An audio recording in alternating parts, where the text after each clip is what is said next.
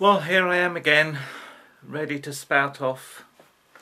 I had a really nice day at the dog show yesterday. It was Windsor 2011. I'm sure you know that, the year I mean.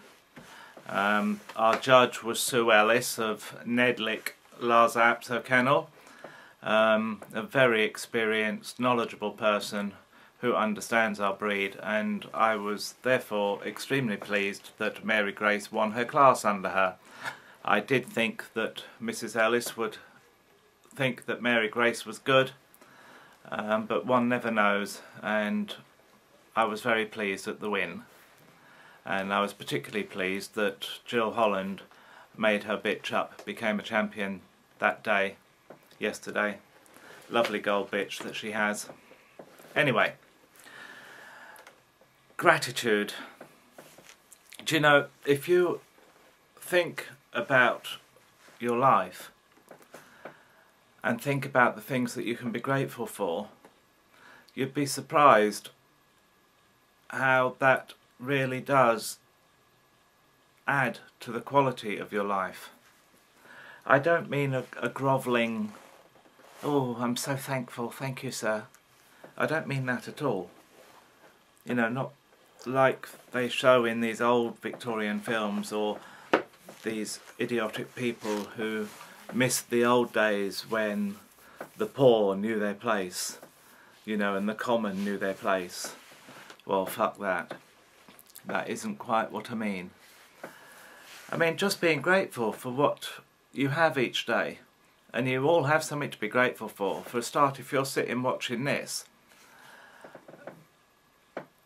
well then you're grateful for the fact that you are one, able to see, and two, able to look at a computer.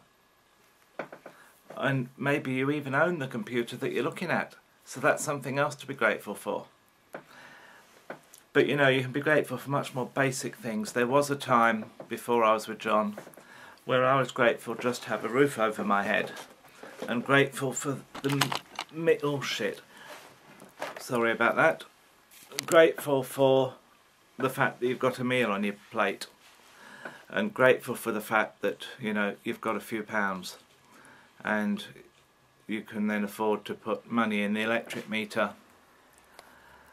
But today I'm still grateful. I'm grateful for the fact that I've got my dogs.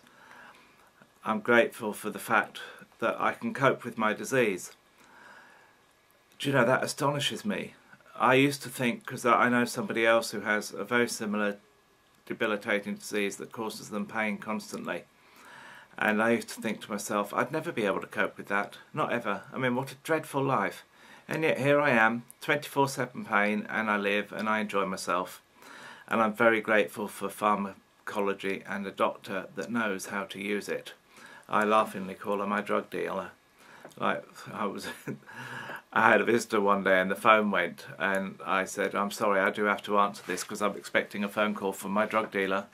And lo and behold, that's exactly who it was on the other end of the phone, and I put my order in. We had a discussion about what I was going to take. But aren't I bloody lucky? I mean, 10 years ago, 2 of the drugs I take weren't available. See, I'm one of these people that I cannot take anti-inflammatories because basically my heart's buggered too. I had a heart attack in my 30s, and do you know you can have a heart attack and not realise you've had a heart attack? But when I had my oh, what do they call it? It was quite a horrible experience. I can't remember what it was called, but I had to lay down. It was like being crucified. Literally the way they lay you down with your arms outstretched, and then they put a drip in and they inject some stuff in, and they read your EEG at the same time, or is it an ECG? Well, one of them's the brain, one of them's the heart, and I can't remember which is which. It's the heart, ECG, of course it is, electrocardiogram, twat. Anyway, that. And then they film you in a thing a bit like an MRI doodah, and they said, oh yes, right, you've got the scarring from that, the heart attack. And I said, what heart attack? And then I realised that that twat I saw that told me I was having a panic attack, oh, never mind. The whole point is I have drugs that deal with it. I take atenolol, it's a beta blocker, which keeps it, well, I don't quite know what it does, but it keeps my pulse down and my heart rate down and the blood pressure down. And one of the side effects of that is, you know, like when I go to a dog show, because I'm all uptight and nervous, I don't shake. Do you know, I keep waving my hands about as if you can see it, and you can't because the camera's concentrating on my face. And but you know, as you already know, I'm half Latin, so I tend to talk with my hands all the time. And anyway, so even that you can be grateful for. As I said, I can't take interferon. Oh God, where's my bloody brain today? I've had an EEG too, that wasn't normal. I'm sure you're quite surprised to know that. But they didn't actually explain what the abnormality was. So, any ideas? But anyway, my EEG was abnormal.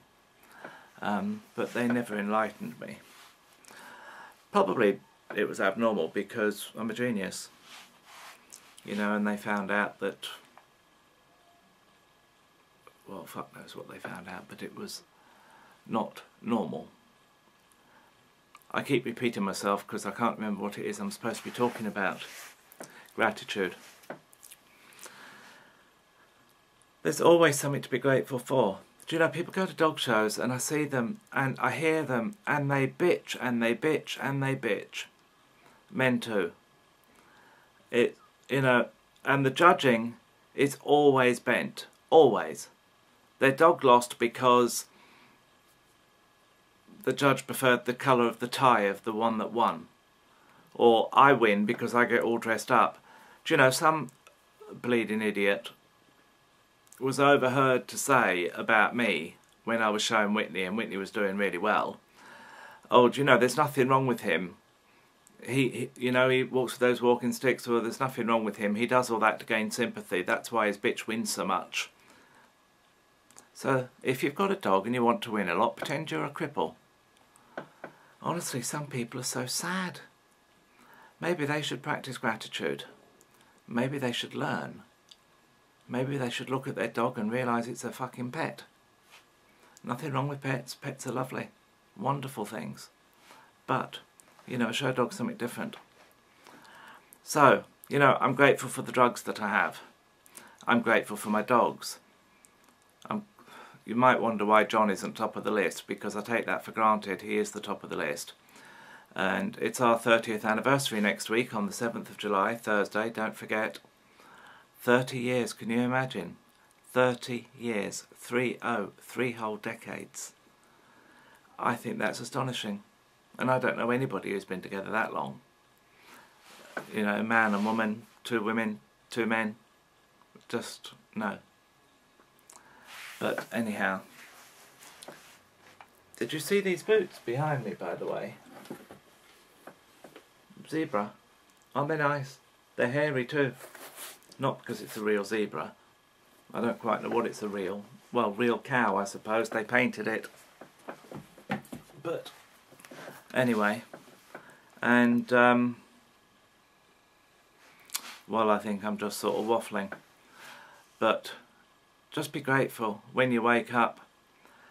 Oh, and don't complain about your age. People who complain about their age really piss me off. I'm 52 and I'm bloody proud I'm 52 because I'm still alive. I'm still here. And if you're watching this, you're still here, so you've got plenty to be grateful for.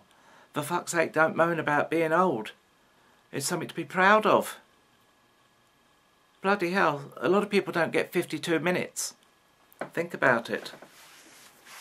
Anyway, love you lots. Bye.